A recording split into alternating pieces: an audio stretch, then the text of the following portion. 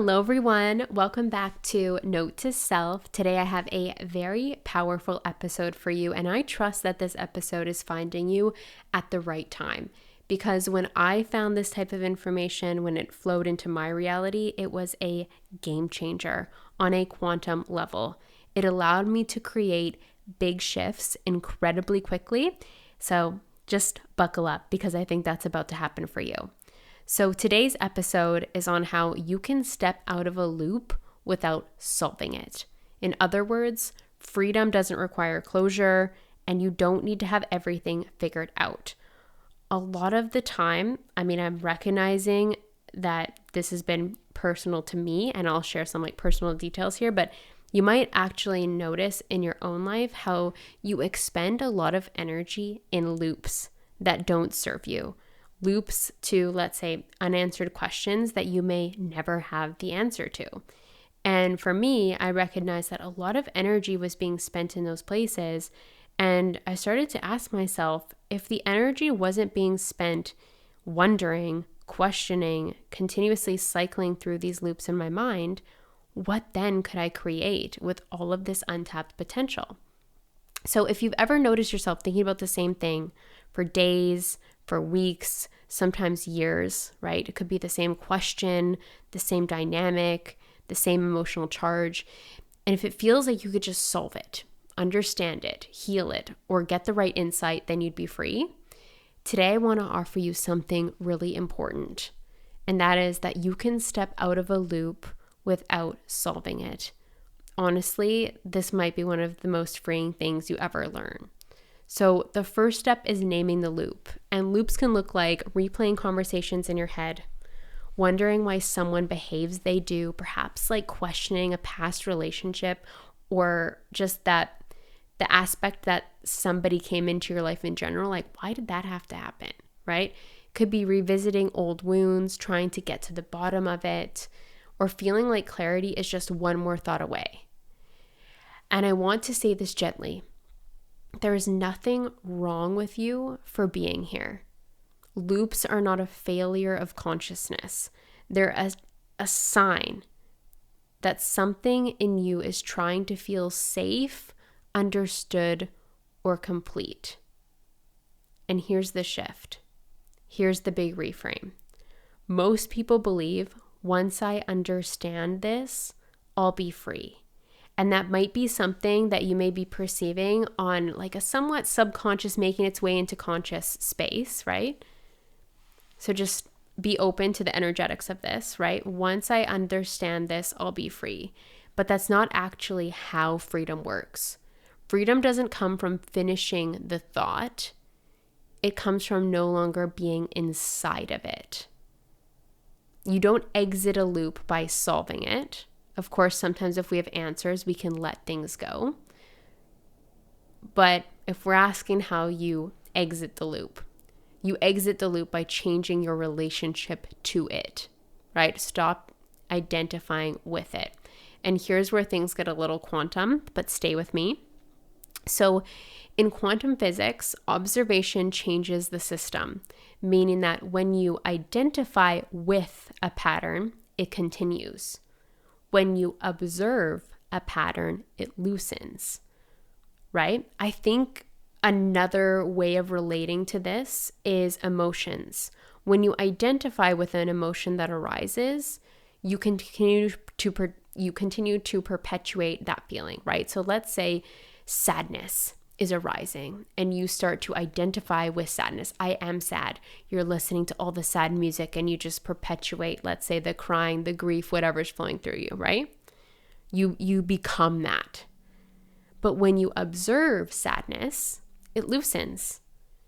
You start to observe it as an emotion that is flowing through you, a temporary visitor. Not who you are, but just something that is flowing through you in that moment, and everything shall pass, right? There's an awareness that it's not permanent. So loops persist because we say, this is me. This is my problem. This is something I need to fix. But the moment you shift into, oh, I'm noticing this loop, you've already stepped outside of it. Awareness is what creates space, and space creates choice, and choice collapses the pattern. So you don't need a new answer. You just need a new position on the loop that you're observing, right? You just need to observe the loop and not be flying around it like you're a hamster in a wheel. So here's something important to note. Most loops aren't trying to be solved. They're trying to be soothed. So your nervous system doesn't want insight, right? Your mind is the one who's trying to solve a problem for your nervous system, and your mind is only capable with the systems that it has, right? It wants answers, right? The ego always wants answers. It wants a plan. But your nervous system doesn't want insight. It wants safety. And when safety is missing, the mind keeps spinning because spinning feels like control. It feels like I'm doing something about this, right? The mind has a job. But instead of asking, what do I need to understand? Try dropping into the body and starting to ask yourself, right? Getting more in tune with the body itself, your systems, your intuition. What would let my body soften right now? That question alone can move more energy than years of analysis, right? What would let my body soften right now? What do I need to relax? What do I need to feel ease in my body? Right? So here are a few simple ways to step out of the loop without solving the loop. 1, name it without identity. I'm noticing a loop, not I'm stuck, right? Don't identify with it. I'm noticing, I'm observing, right? And stay in the observer seat about it. Step 2, change your physical state. Stand up, shake out your arms, go outside, take 1 slow breath with 1 long exhale.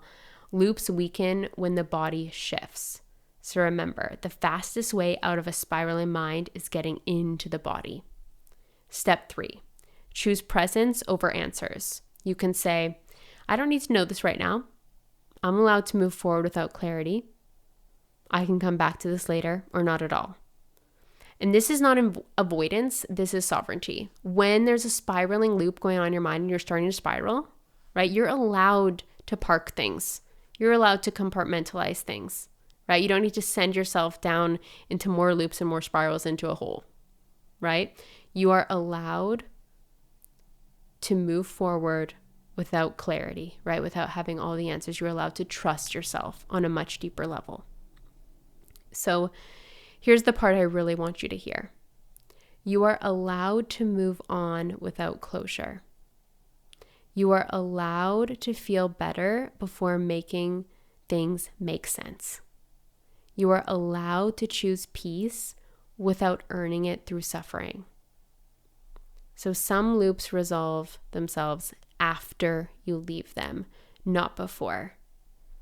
And one thing that's really interesting, which I've noticed in my own life, when I've let certain things go, right? When I didn't need the answers, like I'm going to use the example of like previous relationships that didn't work out, right? I remember one relationship specifically where I had no idea. Like, I'm like, what happened there? Like, I don't really know. I felt like I fully showed up, heart open to this relationship, this experience.